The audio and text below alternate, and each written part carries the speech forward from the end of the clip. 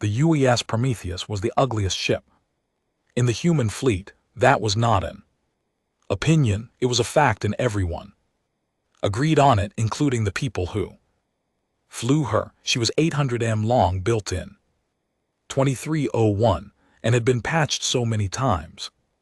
Her hull looked like a quilt stitched together by someone who hated quilts, and had also been blindfolded. Her left engine housing was 3 shades darker than the rest of her body because it had been replaced after the Battle of Kepler Station. Her forward gun array sat 3 degrees off-center, a permanent tilt like a man who had taken one too many hits to the left side of his face and never fully straightened out again. That had been Davin Ivy's gift. The designation plates bolted to her bow had been welded on, stripped off, welded on again, and stripped off again so many times that the hull around them was dimpled and puckered like scar tissue over an old wound. She was a joke, the kind of joke that got told at fleet meets during lectures about decommissioning schedules, the kind of joke that younger officers made quietly among themselves when the Prometheus limped into dry dock for another repair cycle. She had been scheduled for decommissioning 4 separate times in the last 20 years. Each time the paperwork had gotten filed, the new assignment orders had gone out, and then something had happened: a border skirmish, a supply shortage, a budget freeze, and the Prometheus had not been scrapped. She had gone back out instead. Some ships had luck. The Prometheus had something stranger than luck. She had persistence, the dumb, grinding kind that did not know how to stop. Captain Yara Cole stood on the bridge of the Prometheus and looked at the Caveth fleet on her tactical display. There were 41 of them, 41 ships, each one shaped like a crescent blade, each one burning cold blue from their drive cores, each one roughly twice the length of the Prometheus. They hung in the dark of the Aryan corridor like a sentence that had already decided its own ending. Beautiful ships, the kind of ships that made the Prometheus look like a boot someone had found in a gutter. Yara had a cup of coffee in her hand, real coffee, not the synthesized kind that tasted like hot brown disappointment. She had 12 bags of the real stuff left, packed into her personal locker, rationed out across the 12 days of travel to get here. She had been making them last. She took a sip. It was too hot. She drank it anyway. They know we're here, said Lieutenant Darrell Asai, her tactical officer. He was 26 years old and had transferred to the Prometheus 8 months ago from the UES Valiant, which was a newer ship and a better posting by every measurable standard. Nobody had ever figured out why he had asked for the transfer. He had never explained it, and nobody had pushed him on it, because on the Prometheus, you did not ask people why they were there. You just accepted that they were. They knew we were here before we arrived. Yara said their flagship is adjusting its position. I see it. The Caveth flagship was called the Dominion's word. It was 1,600 m long. It had weapon systems that could crack open a moon along its fault lines and watch it split apart like an egg. It carried a crew of 4,000 and was commanded by a being named Thresh Shamak, who had personally overseen the end of 3 spacefaring species that had declined the Dominion's offer of integration. Not conquered, not occupied, ended. The records of those species still existed in Cavath archives, filed under a category that translated roughly as resolved matters. 3 species gone. Yara took another sip of coffee. The Caveth ultimatum had arrived 16 days Ago, it had not been phrased like a threat, it had been phrased like a favor, which was somehow worse.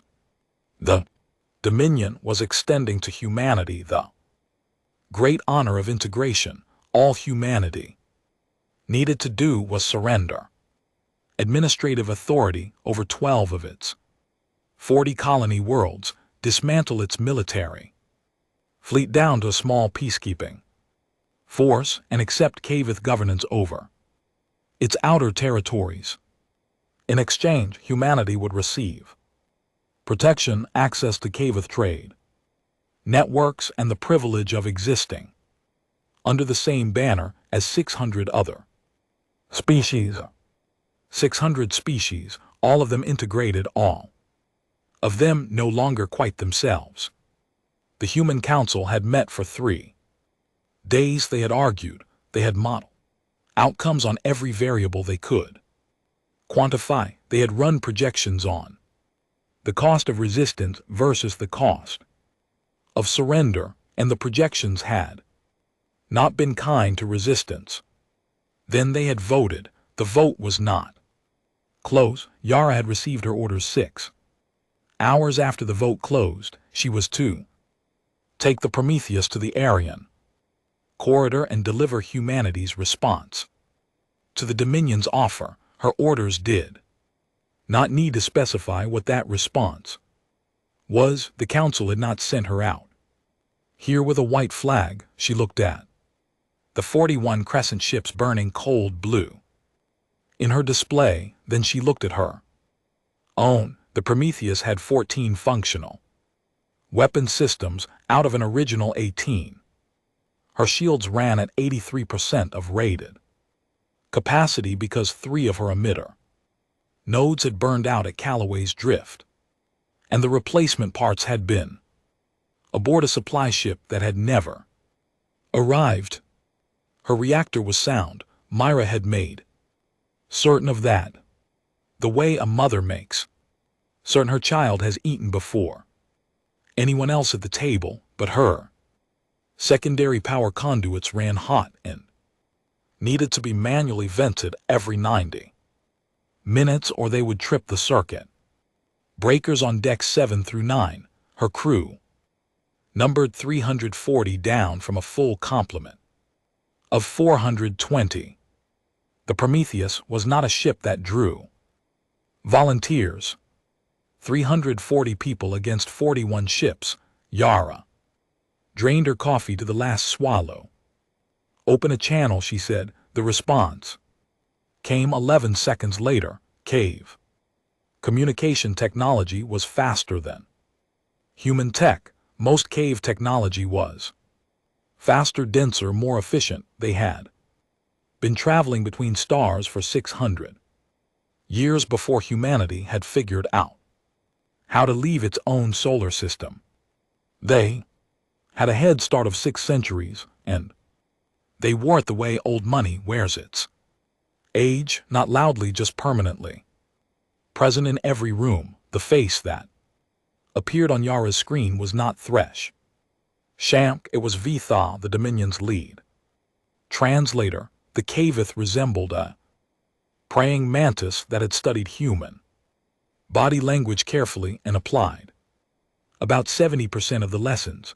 4 arms, 2 of which did most of the talking in their gesture language, a head too wide for a human face, eyes spaced far apart and flat as coins, robes the color of dried blood, perfectly composed.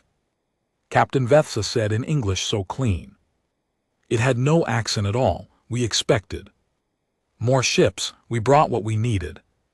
Yara said. VTH Saw's upper arms moved. A small, precise gesture. The translation chip behind Yara's left ear rendered it as amusement. 1 ship, and this ship. The arms moved again. Our records show the Prometheus has been in active service for 86 years. She has been heavily damaged on 6 occasions. Destroyed twice. Heavily damaged, Yara said, not destroyed. The distinction seems thin from where I Stand, VTH saw tilted their head at an angle that conveyed, according to the chip, something between curiosity and patience for the slow. We had hoped humanity would send an official representative, someone authorized to sign the integration accord. I'm authorized, Yara said, and I haven't. Answer, VTH saw waited. Yara set her empty coffee cup down on the console. Beside her, she looked directly at the camera. She did not blink. No, she said. VTH's arms moved. The chip said in pity. The channel closed. Yara turned to face her bridge. It was quiet. The Prometheus was always quieter than the newer ships. Bigger cores made bigger sounds, and the newer vessels hummed with a high, clean pitch that filled their corridors. The Prometheus had her own sound, deeper, older, the low, steady breathing of a ship that had been running long enough to develop something like a rhythm, like a heart that had learned to be economical. She looked at her crew, Darrell at tactical, hands flat on his console. Completely still, Chief Engineer Myra Solis at her back corner station. Already 3 screens deep into power distribution models, her gray streaked hair pulled back in the same braid she had worn every day for 4 years, without variation. Helm officer parked. Jun Seal at the navigation display, jaw set, eyes forward. Communications officer Asia Brandt with her headset half off, one ear monitoring Cavith. Chatter in real time. 340 people, most of them below decks, right now doing the 10,000 small things that kept a ship like this alive. Keeping the conduits from tripping. Keeping the targeting buffers calibrated. Keeping the hull patches sealed against the cold outside. They had all known what today was. None of them had filed for transfer. None of them had gone to medical with a convenient illness. They had checked their stations, done their jobs, and gotten on the ship that nobody wanted to be on, heading toward the odds that nobody wanted to face. Yara had thought about that for most of the 12 days it had taken to get here. She did not know what to do with it, what to call it, where to put it. She only knew it sat in her chest like ballast and kept her level. She faced the display, battle stations. She said. The Prometheus answered. Lights shifted to red, bulkhead doors sealed along every corridor, weapons systems charged in sequence, the healthy ones fast, the older ones taking their extra half-second. The capacitors on the forward array needed an additional cycle to reach full charge, 4 seconds longer than a modern ship. Nobody said anything about it. Their fleet is repositioning, Darrell said, his voice even. Envelopment geometry. They want us bracketed before they fire. I know. Approximately 3 minutes to optimal firing position. I know. Yara studied the tactical display. The 41 Crescent ships were spreading across the dark, like a slow hand opening to close around something small. The Prometheus sat at the center of what was becoming a cage. She had spent 11 of the 12 traveled days building a plan. She had taken it to Myra first, who had changed it. She had taken the changed version to Darrow, who had changed it further. She had taken the twice changed version to Park, to Asia, to the 14 department heads. Turn, and each of them had found something to modify, something to sharpen, some edge to refine, until the plan barely resembled what she had started with. It was less her plan than the ship's plan at this point, a plan built from 340 minds working on the same problem from different angles. It was not elegant. It had no clean lines. It was a plan built from constraint and necessity and the particular creative desperation of people who had been told the odds and had decided the odds could go to hell. Myra, Yara said, ready. Myra did not look up from her screens. She had not slept in 3 days, and her eyes had the specific flatness of a person running entirely on competence and caffeine. Park ready, Captain. Darl ready. Yara pressed her arm against the worn-through patch of duct tape on her armrest. It was warm from her own body heat.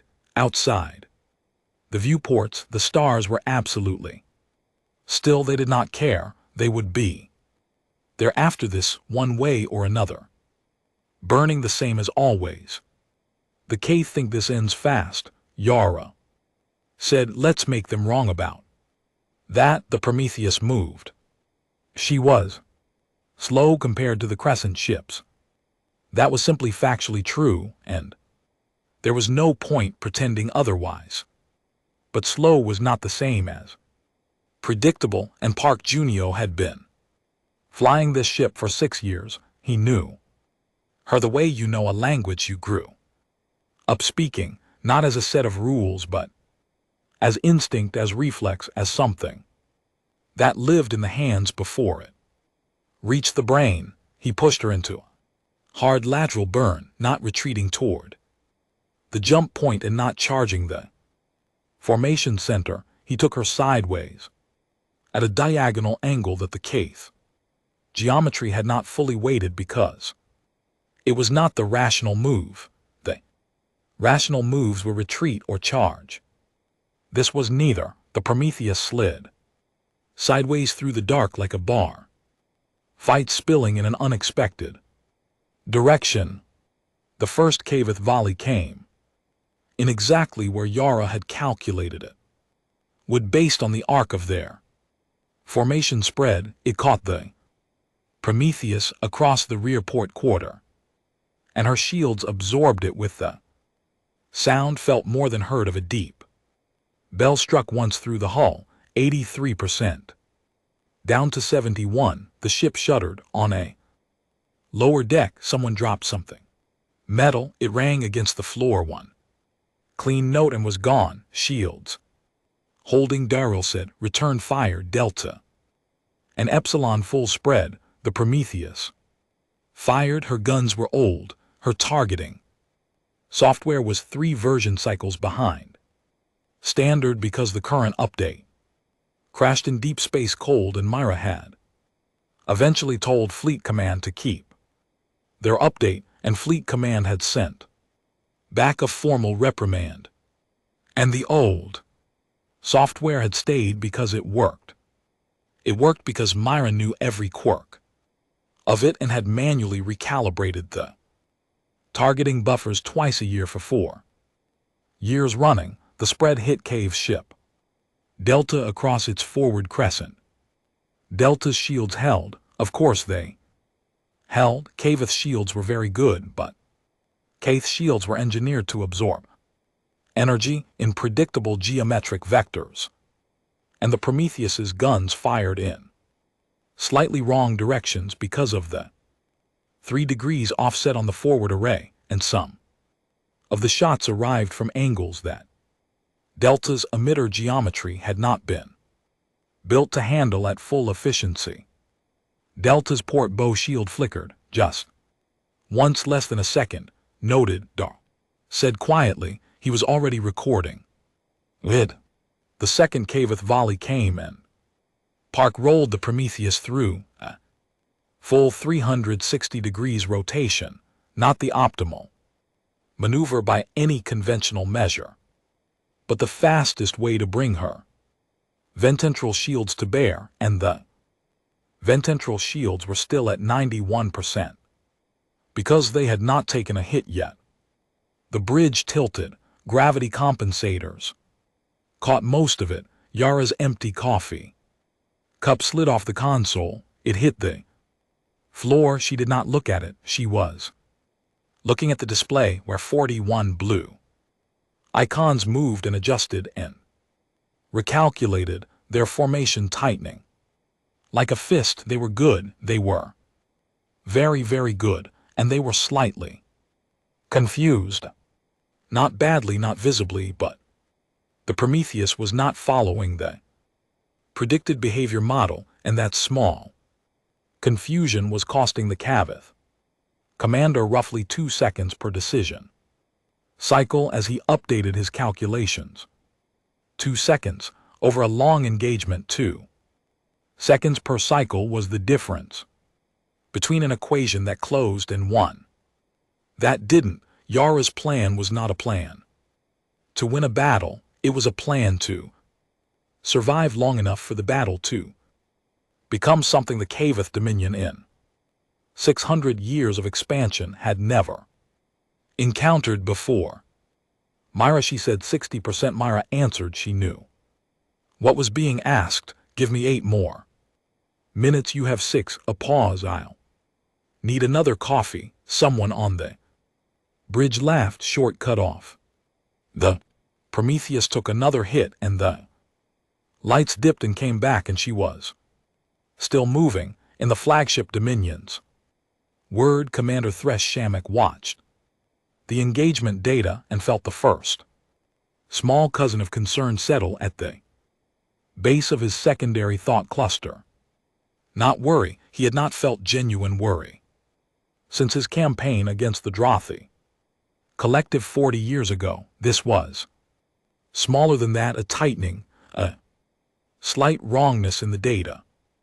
The human ship was damaged, its shields were falling, its weapons were imprecise by the mathematics of fleet engagement. It should have been debris. Twice over, it was not debris. It kept moving, it kept doing things that did not fit the model, rolling completely over like a creature shaking water from its code, firing spreads that were technically inaccurate but finding gaps in his ship's defenses that his own tactical scans hadn't flagged, moving in ways that sacrificed efficiency for unpredictability. Thresh had ended 3 species and won 17 fleet engagements. He had never lost. He watched the Prometheus eat another volley and keep moving. Increase pressure, he said. All ships tighten the envelope. I want that hull breached. In 4 minutes, his fleet moved. The Prometheus moved, still moving, still. There the Cavith fired in waves. That was their standard doctrine. Darl had spent 3 months studying it from every intercept and stolen data file that human intelligence had managed to collect over the past decade. The Dominion did not believe in single massive strikes. They believed in pressure, in the steady mathematical accumulation of damage across time, each volley softening a target slightly more than the last until the defense curve crossed the damage threshold and the fight was simply over. It was elegant. It was efficient. It had worked on every enemy the Cavith had ever fought. The Prometheus had been absorbing that pressure for 11 minutes. She was not elegant about it. Every hit pushed her sideways and Park corrected, and the correction burned fuel and time. And then another hit came in and he corrected again. She was taking damage. In a rhythm now. Port shields starboard. Shields port again, because the Cavith were methodical and their formation had settled into a rotation that was tightening her options down to a shrinking corridor of space. Her shield percentage was climbing down the numbers like a man descending a ladder, one careful rung at a time. 64%. They're smart, Darl said. He did not sound afraid. He sounded like a man reading a weather report about bad weather he had already prepared for. Tell me something I didn't know, Yara said. Their second-rank ships are angling to cut off our retreat vector to the jump point. Good. Darrell turned to look At her, we don't want the jump point. She said, we want them focused on the jump point. Keep firing at Delta, same angle as before. Delta's repaired that shield gap. No, fire anyway. Darrell turned back to his console. He fired anyway. The Prometheus's gun spoke in the old language they had always spoken, not the clean, precise voice of newer weapons, but something rougher, more insistent. Delta's shields held, but their emitters shifted slightly to compensate for the angle, the way a fighter shifts his guard toward the hand that keeps hitting him, which meant their emitters shifted away from something else. Myra Yara said.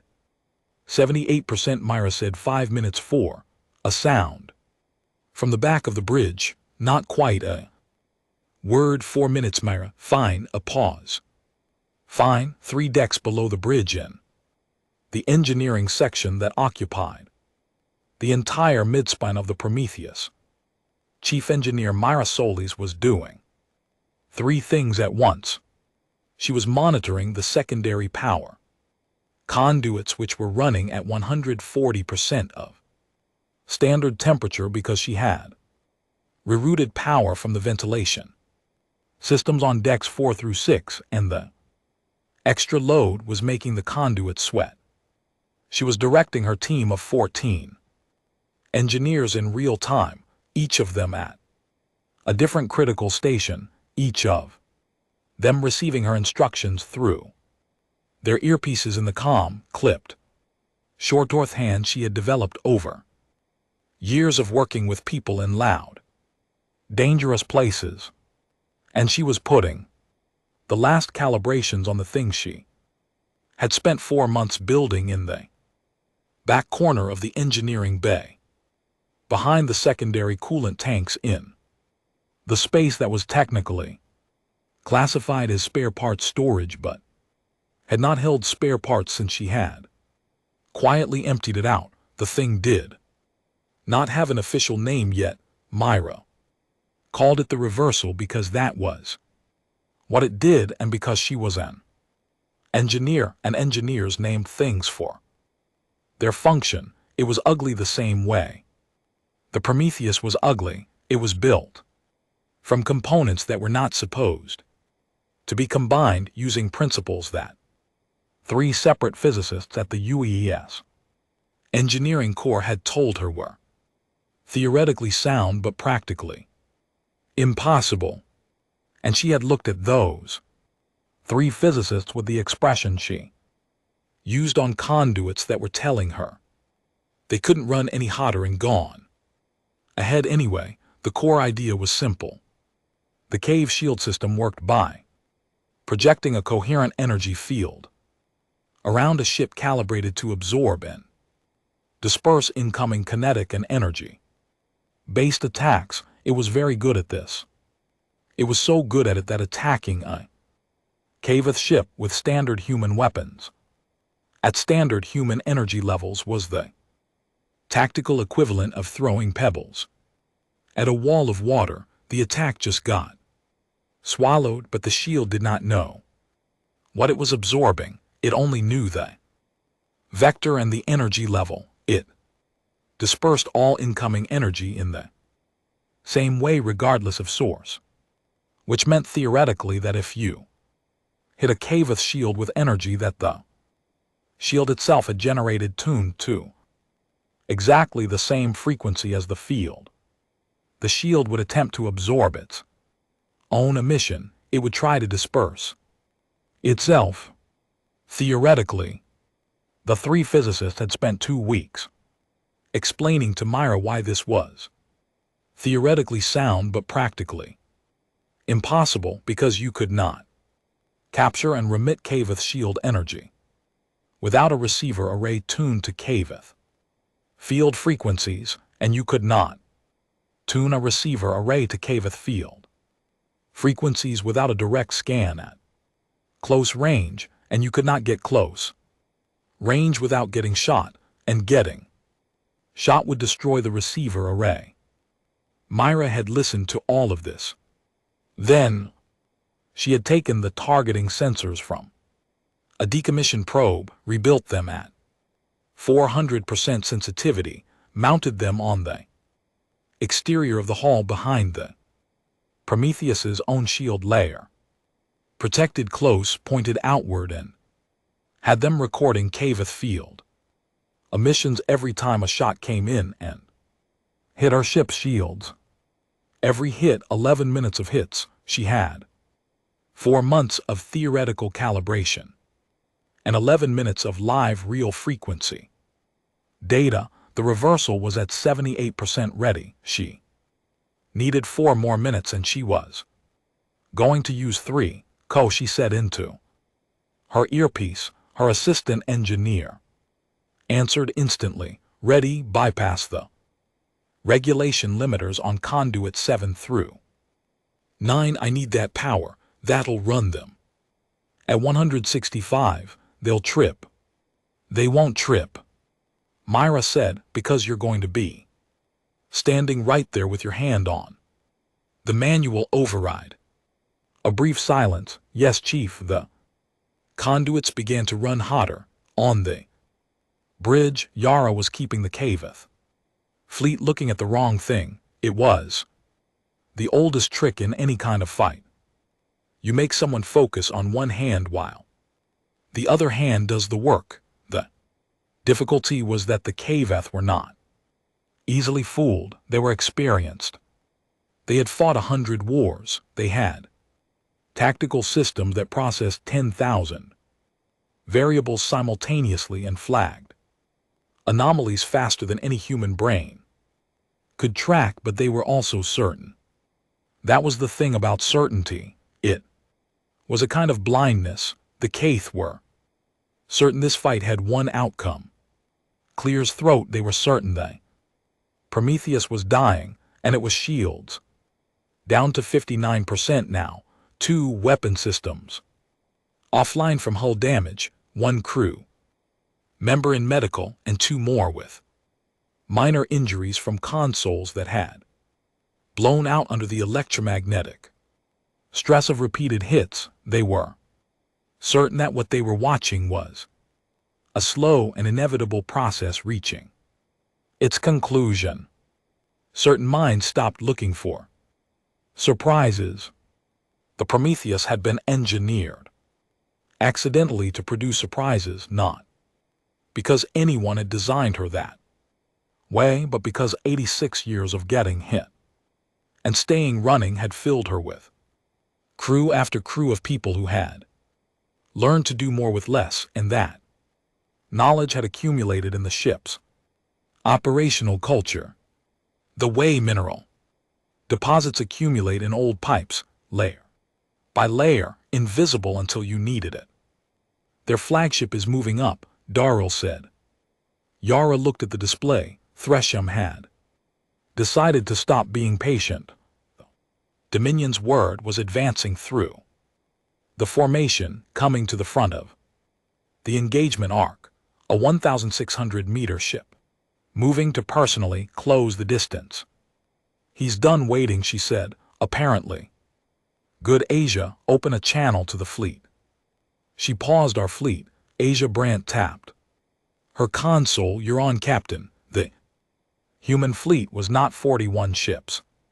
The human fleet for this engagement was the Prometheus and the Prometheus alone, but the communication array reached beyond this corridor of space, bounced off relay buoys across 8 light minutes, and would carry her voice to the 2 listening posts humanity had positioned at the edges of this sector. The people at those listening posts could not help her. They were there to hear what happened, to carry the record back. This is Captain Yara Cole of the UES Prometheus, she said.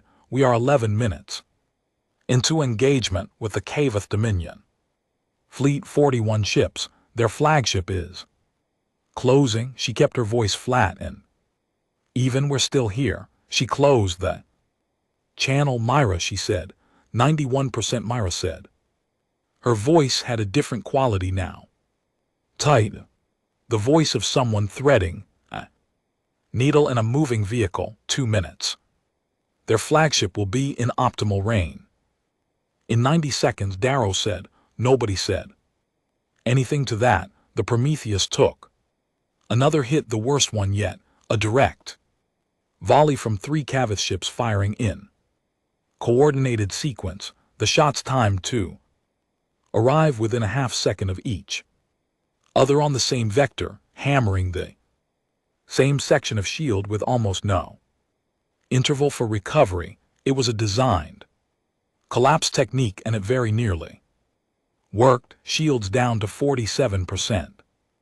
A conduit on deck 7 blew, not the ones Myra had put on manual override. Different one, a secondary branch line that had been running at elevated load and had finally given out. The lights on.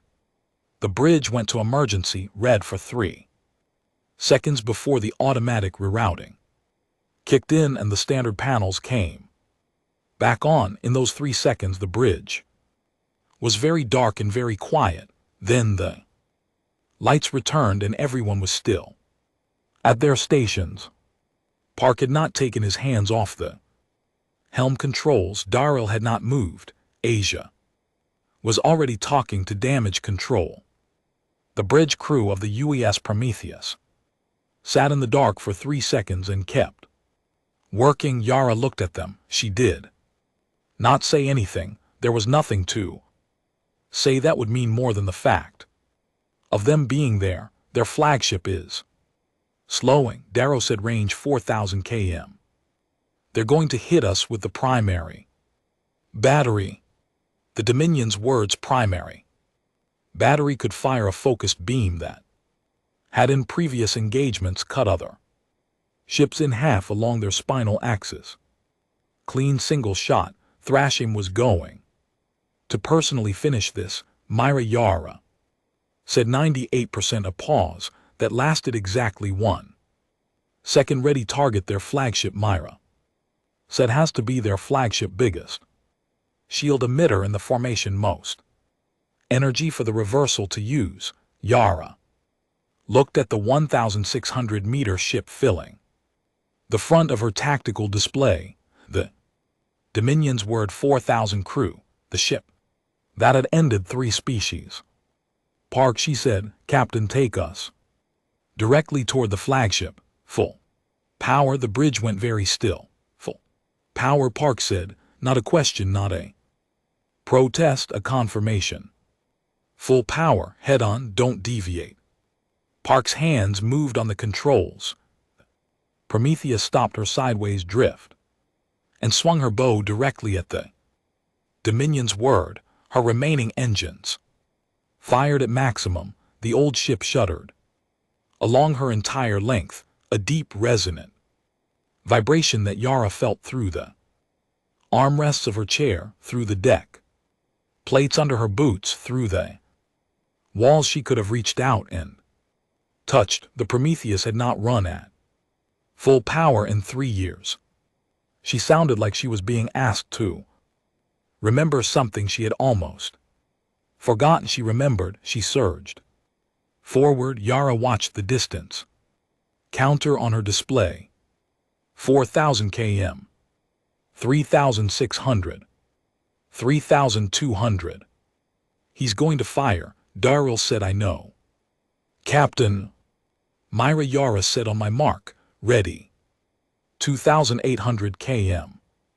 On the Dominion's word, Thresham watched the damaged human ship come straight at him at full speed and felt something he had never felt in 600 years of Dominion warfare. He had no word for it because his species had not needed one in a very long time. It was the feeling of not being certain. Fire, he said. Primary battery of the Dominion's word. Fired, Mark Yara said. The reversal. Fired. What happened in the next 4 seconds was something that cave physicists would spend years arguing about. The reversal's receiver array had 11 minutes of cave shield frequency. Data, it had been calibrated to those exact frequencies, not a theoretical approximation but live measurements from the actual ships in this actual formation on this actual day. When it fired, it did not fire a weapon in any traditional sense. It fired a precise echo, a mirror of the Dominion's words. Own shield emission returned at the exact frequency and phase angle to cause maximum constructive interference with the field itself. The primary battery beam left the Dominion's word, the reversal's emission hit the Dominion's word shield from outside at the same instant, the shield encountering energy at its own precise frequency attempted to absorb and disperse it the way it dispersed everything. It began the dispersal cycle and then the dispersal cycle encountered the dispersal cycle itself, the field trying to consume its own output, and for 0.3 seconds the Dominion's word had no shields at all. The primary battery beam, which had been fired from behind that shield, traveled through the gap. The Prometheus's own forward hull took the beam hit directly. She was not in pieces. The shot had lost coherence, passing through the 0.3 second shield gap, scattering its energy across a wider dispersion cone than intended. It hit the Prometheus like a hammer. Instead of a blade, the Prometheus rang like a bell. Shields gone 0%. Hull breach on decks 3 and 4. Emergency bulkhead sealing, forward gun array offline. 7 crew members down. The medical report was already hitting Darrow's secondary screen. The Prometheus was floating in space, dark and damaged, at 1,800 kilometers from the largest warship in the Caveth fleet. VTH Saw's voice came over the channel unsolicited. Captain Cole, this is over. Yara looked at her display. She looked at the Dominion's word. She looked at the 0.3 second gap that the reversal had opened in the most powerful shield in the cave fleet. Myra, she said, already recalibrating. Myra said. Her voice was completely, absolutely calm, the calm of a person who had been waiting their whole career for exactly this moment. I have their frequency. I have all 41 frequencies. I've had them for 11 minutes. Yara let out a breath. How long to full recharge? 40 minutes. The Prometheus drifted dark, apparently dead. The stars were still, and the Caveth fleet closed around her. And Thresh looked at his tactical display and saw a broken ship going nowhere. He saw exactly what he expected to see. He did not see Myra Soul's 3 decks below the dead bridge lights, working in the dark with a headlamp strapped to her forehead, rebuilding weapon that the universe had never seen before. 40 minutes. The Prometheus drifted and waited. The Caveth fleet held its formation. This was standard Dominion procedure.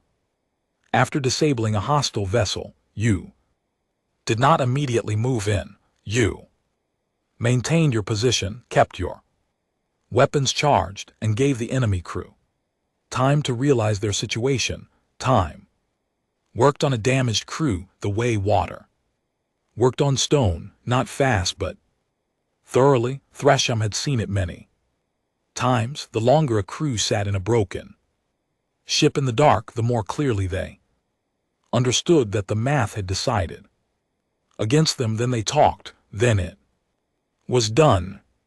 He had given the order to hold fire. The Prometheus was not going anywhere. Its engines were cold. The thermal signature had dropped to near zero within 90 seconds of the hit, which meant either the reactor was offline or the crew had cut power deliberately to prevent a cascade failure. Either way, the ship was a 800-meter piece of debris. in his formation center, and it would stay that way. He was prepared to wait.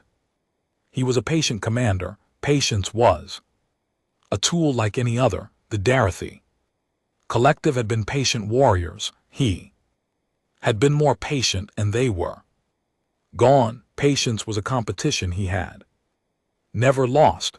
VTH Saw came to his command deck at the 15-minute mark. No response to our communications, they reported. The channel is open, but they are not transmitting. They are thinking, Thresh said. Should we send a boarding party to assess damage? And no, Thresh did not look away from his tactical display. We wait. Crew in a dark ship with no shields and hull damage will reach the correct conclusion on their own. We do not need to hurry them. He paused. And I will not spend lives boarding a ship that is already dead. We wait. VTH's arms moved in the gesture that meant asterisk. Understood, and withdrew. Thresh watched the Prometheus on his display. It sat there cold and dark and did nothing. Inside the cold and dark Prometheus, no one was reaching the correct conclusion. The bridge was running on emergency power only. Emergency power was enough for life support, enough for the internal communication system, and enough for Darrow's tactical display, which he was keeping on its dimmest setting to conserve the backup cell. Main lights were off. The ventilation was at minimum, enough to keep the air moving, but not enough to prevent it from going slightly stale. The temperature had dropped 4 degrees in 20 minutes. Nobody complained about the temperature. Yara sat in her chair. The near dark and ran numbers. She was running them on paper, an actual paper notebook, a thing she carried because she had learned 15 years ago that there was always a moment in a bad situation when the displays went down and you needed to think with your hands. The notebook was half filled with the cramped, angular handwriting of someone who had been writing in low gravity for most of their adult life. She was working through the problem of 41 ships. Not the weapon problem. Myra owned that problem, and you did not go into Myra's territory when Myra was working, but the tactical problem, if the reversal worked when it worked, she corrected herself when it would drop any cave shield it was tuned to for approximately 0.3 seconds. That was what they had observed on the flagship. 0.3 seconds. The Prometheus's guns needed 0.44 seconds to fire and cycle. After the targeting computer confirmed lock, that was a gap, a small one, small enough to matter. In 0.3 seconds, with her primary weapons array offline and her shields at 0, she could not kill a ship. She could damage one. She could open a hull breach. Maybe she could strip an engine housing, disrupt a weapon system, knock someone's targeting computers into a recalibration cycle. She could hurt them, but hurt and dead were different problems, and 41 ships could absorb being hurt for a very long time before the math changed. She wrote numbers on her paper. She crossed them out. She wrote more. The answer she kept coming back to was not one she liked. It required the Prometheus to move between ships at close range under fire with no shields while Myra triggered the reversal in sequence on multiple targets. It required Park to thread the ship through a formation of 41 vessels at distances that were technically unsafe for any ship this size. It required the crew to trust a weapon that had worked exactly once for exactly 0.3 seconds to work 41 more times long. Enough for the guns to do something useful. It was a terrible plan. She wrote it in the notebook and looked at It was the only plan she had. Darrow, she said, his voice came out of the dark. Captain, their formation, are they tightening around us? She heard the faint sound of his display keys. Yes. They've reduced the envelope. Ships are at an average of 2,200 km. The flagship is holding at 1,800. Are they scanning us continuously? Full spectrum. They can see our reactor is cold. Are they reading the engineering section? A pause. Thermal signatures in the engineering space are consistent with a crew conducting emergency repairs. Nothing unusual. Yara allowed herself one small quiet thing. There was almost a smile. Myra had told her crew to use portable heat sources, maintenance torches, thermal blankets, the small chemical heat packs from the emergency supplies positioned carefully around the engineering section to produce exactly the kind of scattered warmth that read on thermal sensors as a repair crew in the dark, working, struggling, doing what damaged ships did. Nothing to look at there. Good, Yara said. She went back to her notebook in the engineering section. Myra was not struggling. She was focused. There was a difference. And it was the difference between a person drowning and a person diving. Both looked similar from the outside. If you weren't paying attention, she had the reversal stripped down to its emitter core, running a full diagnostic on the capacitor array. The blast from the Dominion's word had not directly hit engineering. The impact zone was decks 3 and 4 forward of her position, but the shockwave had run through the ship's frame and shaken loose 2 of the coupling connections on the reversal's secondary array. She had found them by touch in the dark, identified the problem, and begun the repair in the same unbroken movement, the way a skilled hand finds the right tool. Without looking, the primary array was fine, intact. The frequency data was stored and stable. She had 41 target profiles. Every Kavath ship in the formation had been emitting shield energy for 26 minutes, and her sensors had been recording all of it. She had frequency, phase, and amplitude data on every single one of them. What she had built was, she knew, a weapon that should not exist yet. The 3 physicists who had told her it was practically impossible had been right.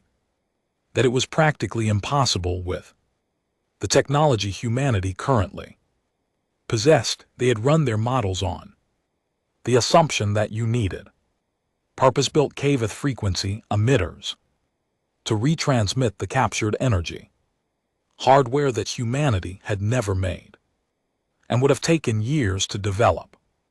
Myra had not used purpose-built emitters.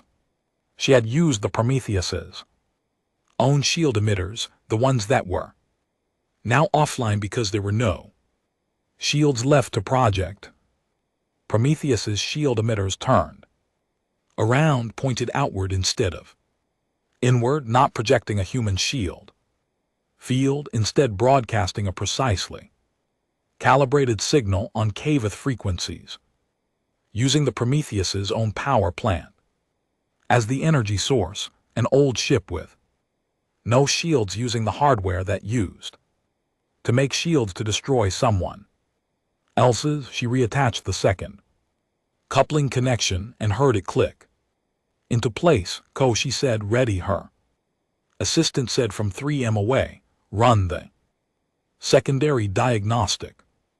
Ko ran it. The numbers came back on Myra's handheld display. 100%.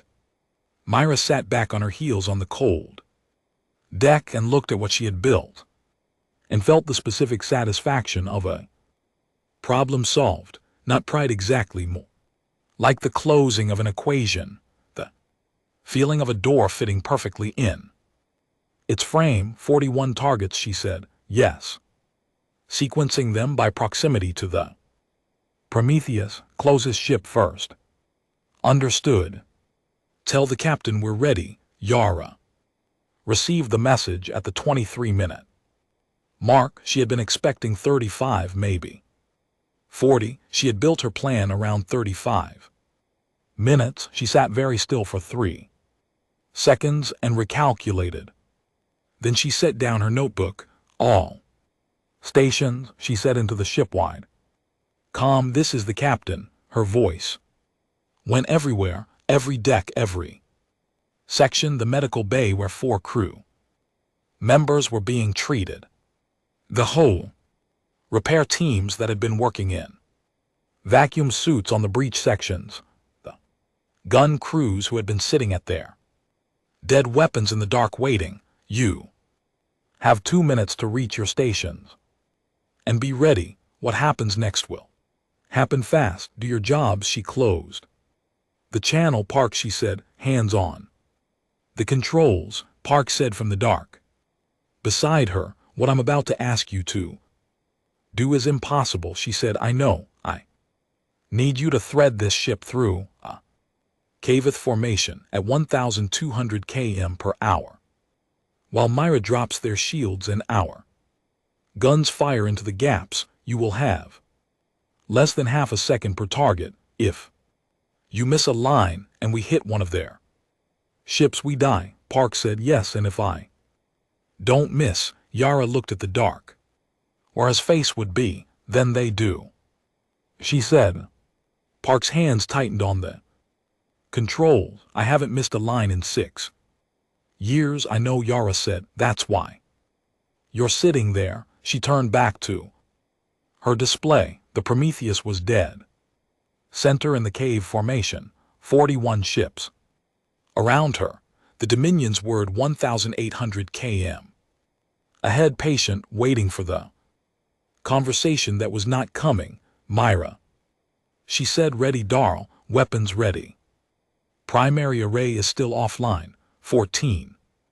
Secondary systems operational. Targeting buffers calibrated. A pause. I've been preloading targeting solutions for 23 minutes. Of course he had. Assas, she said. All crew comms open. Assas said, I've also got a live feed running to the relay buoys. Good. I want everyone to hear this.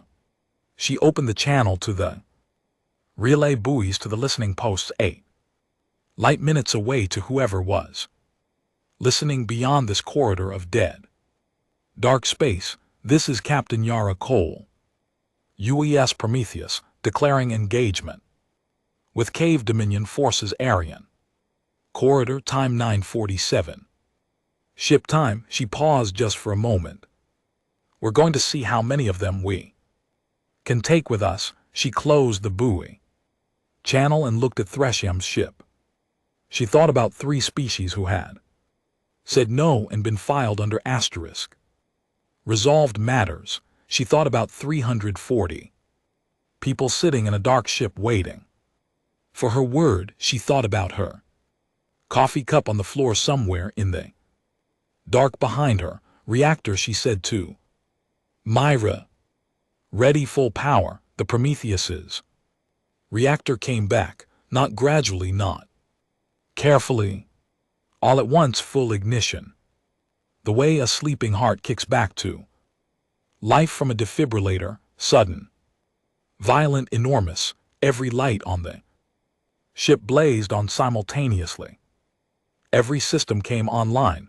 The engines fired at maximum from a dead stop, and the ship lurched forward like a dog that had been sitting very still for a very long time and had just been told it could run. She charged directly at the Dominion's word. On the bridge of the Dominion's word, every alarm on every console screamed at once. Thrashimek had been in the middle of a conversation with VTH Saw about the timetable for the human crew's surrender. He turned to his tactical station and saw the Prometheus burning toward him at full power from 1,800 km, every system lit, engines at maximum and a weapons charge building in its secondary array. He stared at it. It was playing dead. His tactical officer said, "I see that." Thresh said the not certain feeling from earlier came back. Larger now, less like the first small cousin of worry and more like worry itself standing in the room, evasive. He started. The Prometheus fired, not at the Dominion's word, at the ship on the Dominion's word's left flank, Kaith. Cruiser designation 7, which was 900 meters long and had been sitting in a comfortable holding position, 2,100 km from the Prometheus's previous dead float position. 7 had not been paying close attention to the Prometheus because the Prometheus had been dead and the Prometheus was not their concern. The reversal signal hit 7's shield emitters at the exact frequency of their own field output. 7 shields dropped. 0.3 seconds. The Prometheus's guns fired. In that window, 14 secondary weapon systems, all of them pointed at the same section of 7's unshielded hull, the forward reactor housing, which Darrow had been staring at for 23 minutes and had preloaded a targeting solution for. With the precision of a man with nothing else to do, the shots went in. 7's forward reactor housing opened up like a flower. The explosion was not immediate. Cave reactors had multiple safety systems, but the chain reaction that started in 7's forward housing traveled backward through its power distribution spine over the next 11 seconds, and at the end of those 11 seconds, 7 was not a ship anymore. It was a slow spreading brightness in the dark. The Prometheus was already moving. Park had taken her sideways through the gap that 7's destruction had opened in the formation, and before Thresh had issued a single coherent order, the Prometheus was inside the caveth envelope, inside the minimum safe range for most of their formations. Weapons threading between ships at distances that made his tactical computer produce warnings it had never produced before in his career. Warnings that translated roughly as this should not be happening. The Prometheus did not care what should and should not be happening. She was moving. Park flew like the ship was an extension of his own nervous system. He did not think in full sentences while he flew. He thought in fractions, angles, distances, the relationships between moving objects in three-dimensional space that he had trained himself to read the way other people read text on a page. A caveth cruiser at 1,400 km, moving at bearing 220, the gap between it and its nearest neighbor 900 km wide, enough barely. He took the gap. The Prometheus slid through it, and the two caveth ships adjusted their position to close, which opened a different gap behind and to the right, and he took that one too before the adjustment completed. He was flying 2 moves ahead, reading the formation the way a person reads the next sentence of a paragraph before they have finished. The current one, the caveth were firing. They were firing carefully. They had to be careful. The Prometheus was inside their formation now, and the angles were wrong. Half their ships could not fire at the Prometheus without the shot passing through the space occupied by one of their own vessels. They had to coordinate, pick firing lanes, communicate targeting windows, all of which took time, and time was the one thing that Park was not giving them. The Prometheus took 3 hits in the first 2 minutes of the threading maneuver. No shields. The hits went straight to the Hull Deck 9 lost pressure, bulkhead. Sealed. 2 crew members in that section. Got to the emergency lockers and into suits in 45 seconds, which was faster than the drill standard and something they had done in the dark from muscle memory alone, a secondary power conduit. On deck 11 did finally trip, one bank of secondary weapons went offline, 13. Operational now, the Prometheus kept moving. Target, Darrell said, his voice was completely flat, stripped of everything except information. Ready, Myra said. They had developed a rhythm in the first 3 minutes. Darrell called the target. Myra cued the specific frequency profile for that ship's shield emitters. She had 41 profiles loaded in sequence, ranked by proximity, updated in real time as the formation moved. She fired the reversal window. Darrell fired into the window. Park was already moving toward the next gap before the result registered. They did not wait to confirm kills. There was no time to confirm kills. They fired into every window the reversal opened and kept moving, and found out later what it had done. Later was a concept they were operating on. Faith. Target 14, Darrell said. Frequency loaded. Myra said, mark. The reversal fired. Caveth Cruiser 14's shields dropped. The Prometheus's gun spoke into the gap. The same forward section of the reactor housing the vulnerability Darrow had identified on the very first ship, the weakness that appeared in every cave vessel of this class because they had been built from the same design template and had the same structural logic, the same choices about where to put the power distribution spine, the same elegant and uniform engineering that had never needed to account for someone knowing exactly where to look. 14's forward housing buckled. The Prometheus was gone before the light from the explosion reached them. 6, Darrell said. 6. Confirmed. 14 is 7, Park said without looking up. Confirmed after we're clear, Darrell said. It's confirmed, Park said. Nobody argued with him. He was the only one looking at the angles. Thresham was issuing orders and watching them arrive. Too late. Every instruction he gave was correct. Every tactical adjustment his fleet made was the right adjustment. The problem was that the right adjustment took between 3 and 7 seconds to execute, and the Prometheus was changing its position every 2 to 4 seconds, and this meant that by the time the adjustment was complete, the Prometheus was no longer where the adjustment had been designed to address. He was fighting a ship that was always somewhere else. In 40 years of commanding fleet engagements, he had never encountered this specific problem. He had encountered courage. He had encountered superior numbers and superior technology. He had encountered desperation tactics, suicide charges, unpredictable movements.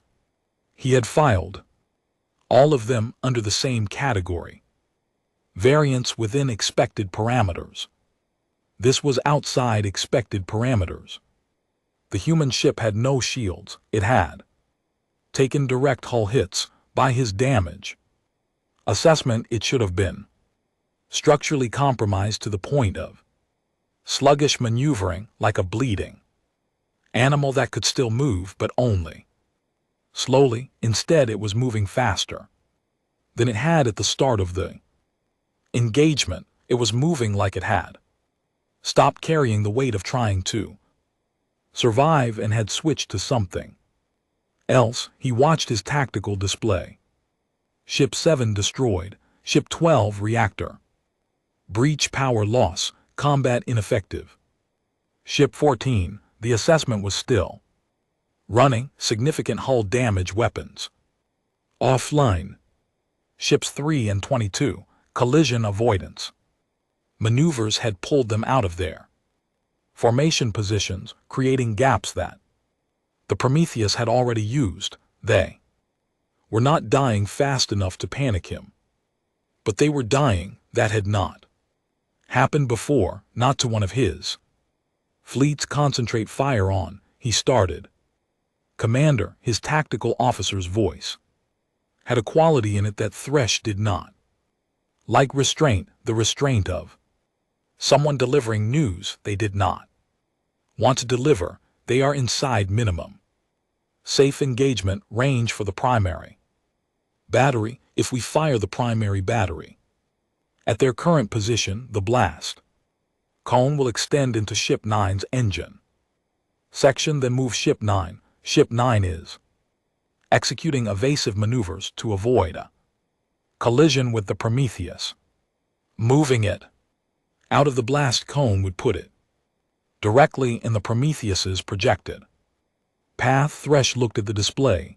The Prometheus was exactly where it was most difficult to hit, not by accident, by design. Someone on that damaged, ancient, ugly ship had looked at a fleet of 41 vessels and had found the one place inside the formation where the size and mutual positioning of the fleet made it hardest for the fleet to bring its full firepower to bear, and they had gone there and were staying there, threading between his ships with the specific and infuriating skill of someone who had memorized the blueprint of a building they intended to burn down. From the inside, Thresh felt something that was not patient. Pull formation, he said. Expand, give our guns room. If we expand, there will be gaps. I know there will be gaps. Pull formation, 70 degrees. Expansion. His fleet began to move slowly. Fleet maneuvers at scale were not fast, but moving. Myra Darl said, I see it. Myra said, they're spreading out. That works. For us or against us? Both, she said. More room to maneuver, but more room for them to fire without hitting each other. She paused. We need to move faster, Park. Yara said, already adjusting. Park said. The Prometheus pushed harder between the separating ships, chasing the interior of the formation as it expanded, staying inside the zone where the angles were awkward. It was like staying in the eye of a storm that was trying to grow large enough to swallow her. Target 20, Daryl said. Ready, Mark. The reversal, the window, the guns. 20's reactor housing. The same spot, the same result, Daryl said. In the medical bay on deck 6. Lieutenant Asai's secondary screen was receiving a copy of the tactical data because Yara had routed it there for the 2 officers being treated for injuries from the earlier hits. The screen was small and propped against a wall of cabinets, and the doctor, a compact woman named Nadia Hess, had to work around it because her patients kept watching it. Instead of watching her, hold still, she told the NN she was treating for a burn on his forearm. 9. The Insun said he was watching the counter on the secondary screen. You'll count everything I'm doing here wrong if you keep looking over there. They got 9, he said. Nadia glanced at the screen in spite of herself. 9 confirmed destroyed or combat ineffective. She pressed the dermal patch onto the Insun's arm and said, nothing. 32 minutes into the threading maneuver, the Prometheus had a problem. She was running dry, not fuel. Her reactor was handling the load, not the reversal. Myra had 41 profiles and had used 11 of them. The problem was the hull. She had taken 14 direct hits with no shields in 32 minutes, and the damage was accumulating in the ship's structural Frame, the weight that accumulates. Slowly, then all at once, 3 sections were sealed behind emergency bulkheads. One engine was at 60% output because its fuel feed line had been damaged and was running on a bypass that Myra had rigged 20 minutes ago and was not confident would hold past the hour mark. 2 gun turrets had been physically destroyed. Not just taken offline, the housings were gone, the guns inside them open to vacuum. 11 operational weapon systems. Yara looked at the numbers on her display and did the subtraction. 30 secondary weapon systems at the start. 18 had been working when they entered the corridor. 11 now. How long before they noticed were slowing down? She asked. 7 minutes. Darrell said maybe less. The expansion maneuver was working. The Cavith ships had room to fire now, and they were beginning to land more coordinated hits.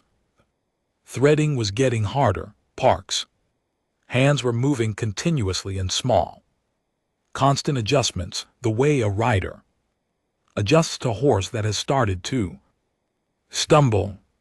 Yara said, I know. Myra said, how far can you push it? A long pause, the kind of pause that meant Myra was looking at something she did not entirely like. The reversal is at 100%. She said, I can push the emitter output to 150 without a burnout risk. If I do that, the window extends from 0.3 seconds to approximately 0.5 seconds.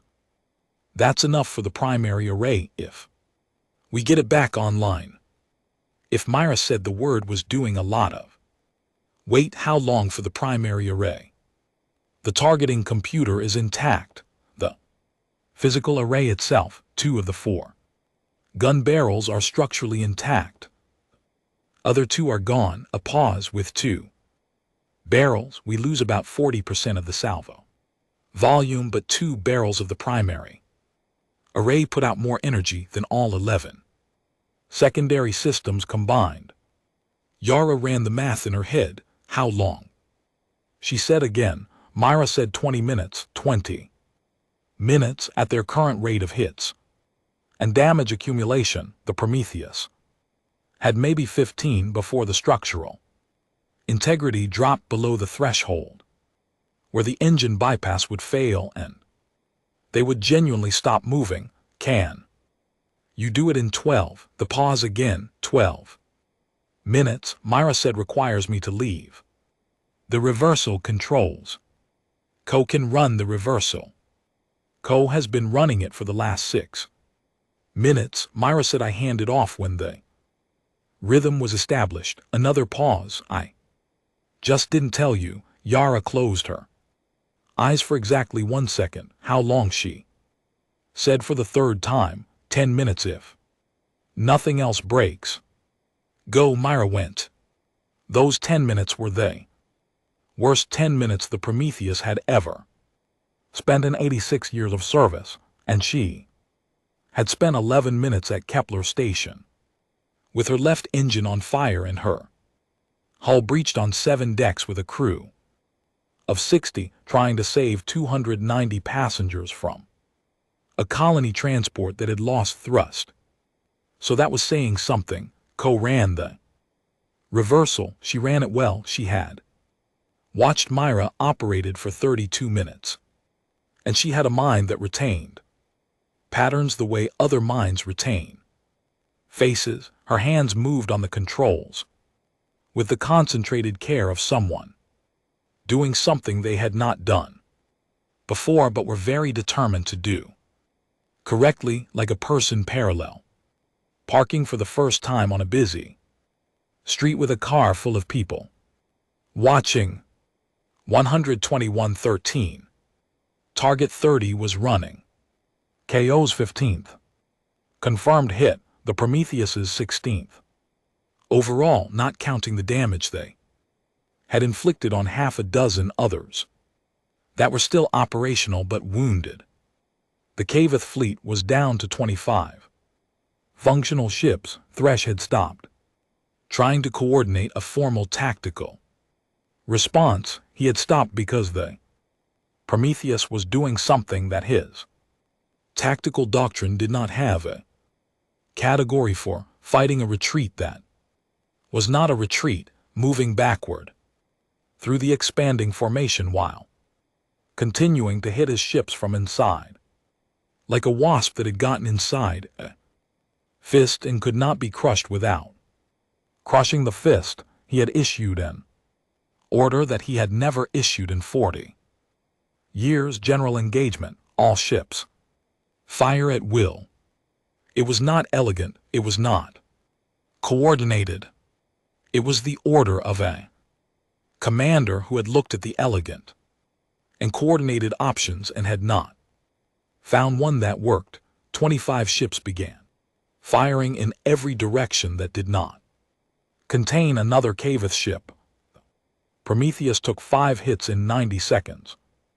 A 7th deck section sealed behind a bulkhead. The engine bypass failed for 11 seconds before Myra's automated Phalaf caught it and rerouted through a tertiary path that she had installed specifically for this scenario, and which was, per her own assessment, not rated for the load she was about to put on it. She had put it in anyway. On deck 4, a structural support spar cracked along its weld joint. The crack was 6 cm long. Structural integrity dropped to 71%. The ship groaned, a sound that went through every surface, every wall, every floor plate felt in the feet and hands and chest, the voice of a structure that was still holding but was being asked to account for everything it had ever endured. The Prometheus had endured a great deal. She held primary array online, Myra said from somewhere deep in the ship's bones. 2 barrels targeting. Computer is live. Darrow, she's yours. Darrell's hands were already on the controls. Captain, he said. Do it, Yara said. Forward gun array crooked, tilted 3 degrees. Off center from an argument with Davin. IV that the ship had won but not without argument, fired for the first time since the engagement began, at full power through a 0.5 second window that co-opened in Cavith Cruiser 26's shields. 26 did not survive the encounter. 17, Darl said, and then before the word had fully left his mouth, target 27. Ready, ready, Co said. Mark. Prometheus did not slow down. The Cavith fleet broke at 23 ships remaining. It was not an order. Thresh did not issue a retreat command. The fleet broke because the 3 vessels on the outer left flank of the expanding formation made a collective decision at the same moment to fire their drives and move toward the nearest jump corridor. And when 3 ships go, other ships look at the thing that caused 3 ships to go, and the calculation changes. The thing that caused 3 ships to go was the Prometheus. She had been in their formation for 51 minutes. She had taken 41 direct hull hits. Her shields had been at 0 since the engagement with the primary battery, which felt like a different era of the fight now, a thing that had happened in a time when the Prometheus was still a damaged, dying ship rather than whatever she had become in the last hour. Decks 3, 4, 7, 9, and 11 were sealed. Her hull integrity was at 66%, which was the number that on any other ship would have triggered an automatic system-wide evacuation warning. The Prometheus's evacuation warning system had been offline since Calloway's drift, for reasons that Myra had intended to address before other things had come up. She had 9 operational weapon systems. She had destroyed or mission killed 18 ships, and she was still inside the formation. When the 3 outer ships broke, Yara saw it immediately on the tactical display. They're running, Darl said. I see it, 23 left, he paused, 17. Combat effective, 6 are damaged but mobile. Yara looked at the display for a long moment.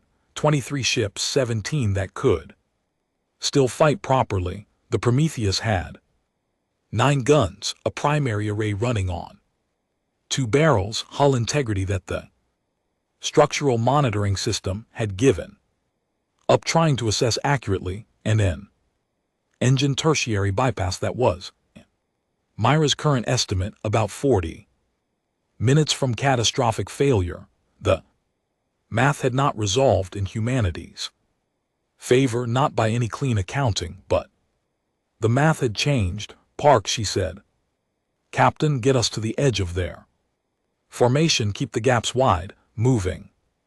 The Prometheus came out of the interior of the caveth envelope for the first time in 51 minutes, sliding toward the outer formation boundary. As she moved, she left the zone where the Caith ships had been constrained by their mutual positions, and for a moment she was exposed. No interior cover, no awkward angles to hide behind. The full fleet able to bring weapons to bear. 4 ships fired at her simultaneously. She took the hits. Hull integrity dropped to 59%. The structural crack on Deck 4 extended another 8 cm. Tertiary bypass screamed on Myra's monitoring board, and Myra put her hand on the manual override, the same way parent puts a hand on a child about to fall off a chair, and the bypass held. They're not coordinating anymore, said. Their command structure is degraded. He was right. Thresham's general engagement order had broken the formation's coherence, and losing 18 ships in 51 minutes had broken something else, some confidence in the underlying premise of the engagement that had kept the fleet operating as a unified body. Individual captains were making individual decisions now. Some were holding position, some were angling toward escape vectors. 2 were actually moving toward the Prometheus, which was either courageous or had not yet received the information. That courageous was not enough in this fight. Target incoming, Darl said. He meant the 2 advancing ships. Rain 1800. Myra. Yara said. Ready, Ko said.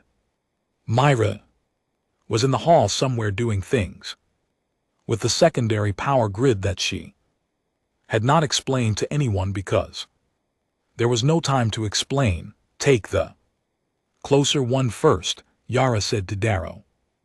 Darl took the closer one first. The primary array fired through the window. The CATH cruiser lost its forward half. The second cruiser broke off its approach and moved away at maximum acceleration.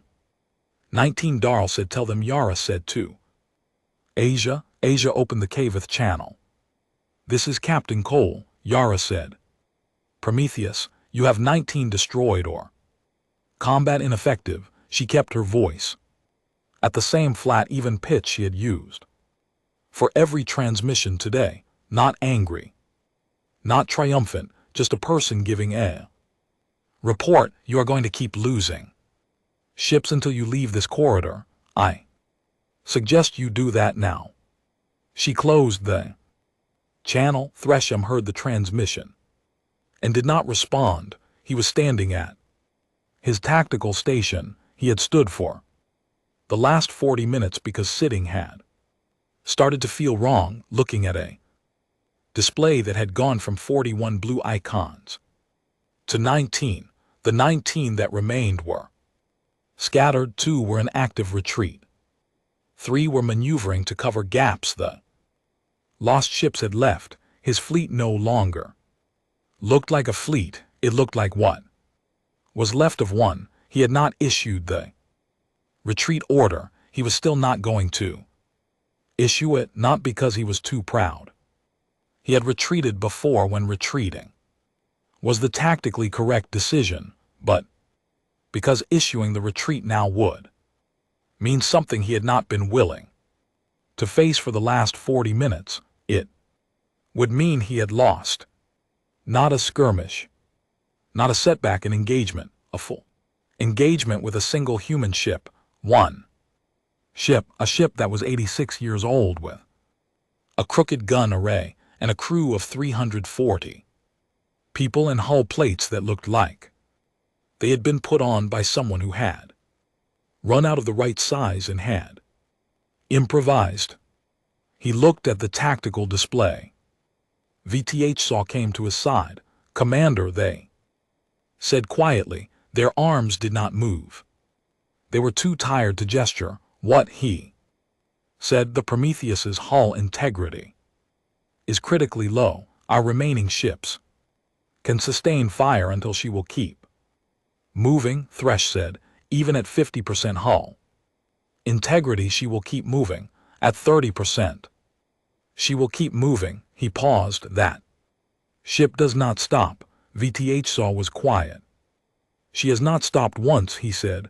"I have hit her 41 times. She has not stopped." The channel opened again. Captain Cole's voice, "Fleet Commander, I'm not going to keep broadcasting at you, but I want to tell you something before this continues." Thresh did not respond. He listened. "You came here because you thought we were weak. You thought one of your ships was worth more than one of ours. You thought 41 of yours was enough to settle it." Pause. "We knew you thought that. We planned for you to think that. Everything you've seen from this ship, the damage, the drift, all of it was us using your certainty against you." Another pause. 41 came and 22 are gone. The one still here can leave. I'm not asking you to surrender, and I'm not offering you terms. I'm telling you to look at your display and go home. Channel closed. Thresh looked at his display. He looked at it for a long time. Then he said, "All ships withdraw." The Caveth fleet left the Aryan corridor in a formation that was no longer a formation. Ships moved at varying speeds toward varying jump corridors, some of them trailing debris or venting atmosphere, all of them oriented away from the single ship that sat at the center of the space they were vacating. The Prometheus did not pursue them. She did not pursue them because she could not pursue them. At 62% hull integrity, with her engine tertiary bypass 40 minutes from failure, going anywhere at speed would have been a different kind of suicide than the one she had been committing for the last hour. But she also did not pursue them because Yara had not ordered pursuit. She had said go home. She had meant it. The Prometheus sat in the Aryan corridor for 4 minutes as the Caveth ships disappeared into their jump corridors one by one. And then there was nothing on the tactical display where 41 ships had been, except a field of debris. No one on the bridge said anything. The silence lasted for almost a full minute. Then Darrell said quietly, 22. 22, Yara confirmed. More silence. Then Park from the helm, not loudly, just to himself, just for the record. Not bad for an old boat. The repairs took 11 days, not full repairs. Full repairs would have taken months in a proper dry dock. What the crew of the Prometheus did in 11 days was the specific subset of repairs that needed to happen before the ship could move again without risk of catastrophic structural failure. The minimum work to make a broken thing functional, which was a kind of work the crew of the Prometheus had been doing. their entire careers and were very good. Myra did not sleep for the first 4 days. She slept for 14 hours on the 5th, woke up, ate the largest meal anyone on the ship had ever seen her eat, and went back to work. Structural spar on deck 4 was the most difficult. The crack had extended to 22 cm under the stress of the final engagement, and the section of the spar around it had deformed slightly. It took 3 engineers working in shifts over 36 hours to reinforce it. When it was done, Myra ran a hand along the repair and said nothing for a long moment. Then she said, "She'll hold." Nobody asked her to be more specific. The 7 crew members who had been injured were all functional by day 6. The burns, the lacerations, the 2 broken bones from the section that had lost pressure, all of it manageable, all of it the kind of hurt that healed. The crew's medical officer had been the most consistently busy person on the ship and had barely noticed the end of the battle because hurt had kept arriving at her door in an orderly queue, and she had dealt with it in the same orderly way. On day 3 of the repairs, Yara received a communication from the Human Council. It was from Council Chair Obi Farrow, man she had met twice in person and who had always given the impression of someone carrying more weight than was visible. The message was 3 sentences. The Kavath fleet has returned to Dominion space. Preliminary analysis suggests significant political disruption within the Dominion Council. The loss of 22 ships in a single engagement to a single vessel is unprecedented in their recorded history. We would like to speak with you when you are able. Yara read it twice. She sent back, available when Prometheus is mobile. Estimate 6 days. She folded her notebook and put it back in her pocket and went to see what Myra needed. On the 9th day, the listening post relay buoys delivered a secondary message, not from the council, from the civilian communication network, a general broadcast that had started as a news report and had then become something else, the way things sometimes do when they find the right note. Someone had taken the relay feed from the engagement, the live audio that Asia had been broadcasting to the buoys throughout, and had published it, all of it, 67 minutes of tactical audio from a bridge in the dark. Captain Cole calling targets, Darrell counting, Park saying nothing at all, just flying. Myra's calm voice from engineering giving updates. The broadcast had been heard by approximately 9 billion people in the 11 days since the engagement ended. In it, if you listened carefully, was a moment that people kept returning to. It was not a famous line. Nobody had written it intending it to be remembered. It was 32 seconds from the middle of the threading maneuver when the Prometheus was taking hits and the lights were cycling, and Darrow said in the same flat voice he had used for everything else, structural integrity at 72%. Hull breach risk in Sector 4, and Yara's voice noted that was all noted. 9 billion people heard asterisk noted and understood something about who they were and what they could endure. On day 11, Darrell knocked on Yara's cabin door. She was at her small desk working through the formal after-action report, which was the most boring document in the universe and was also required. She told him to come in. He stood in the door. He had a cup of coffee, real coffee from his own supplies, she noted. She had not known he kept any. "I've been thinking," he said. "About what?" "About why I transferred to this ship." She waited.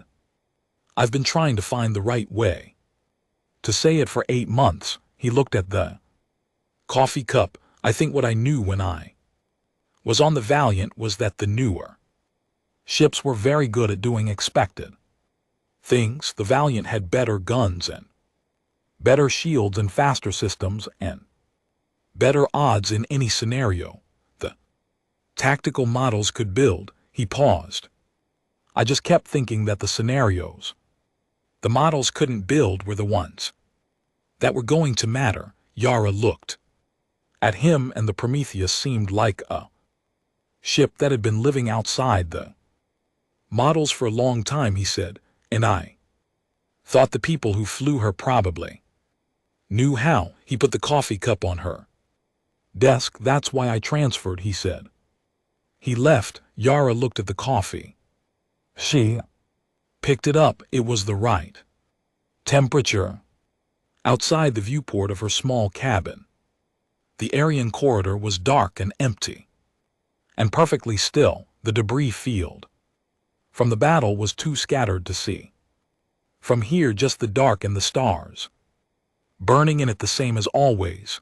The Prometheus hummed around her, that deep, old sound, the sound of a ship that had been running so long it had developed something like a heartbeat. Yara drank the coffee. 2 weeks later, the Dominion's word returned to the Aryan corridor, not with a fleet, not with weapons charged. It came alone, moving slowly, and it broadcast its approach on the open channel 40 minutes before it arrived. Thresham's voice in Cavith, translated by the chip behind Yara's ear. He was requesting a meeting. Yara looked at the single ship on her tactical display, the flagship that had fired the shot that had nearly cut the Prometheus in half. 1600 m of the most advanced military technology in explored space, sitting 60 km away. She thought about 3 species filed under asterisk resolved matters. She thought about 340 people who had sat in a dark ship and kept working. She opened the channel. Commander, she said. Captain Cole. His voice was different from the recording she had heard before. The battle, the crisp certainty was gone. What was left was something older, a voice that had been somewhere it had not expected and had not fully come back from it. I am here in an unofficial capacity. The Dominion Council does not know I have come. I came because I needed to see you. You're seeing me.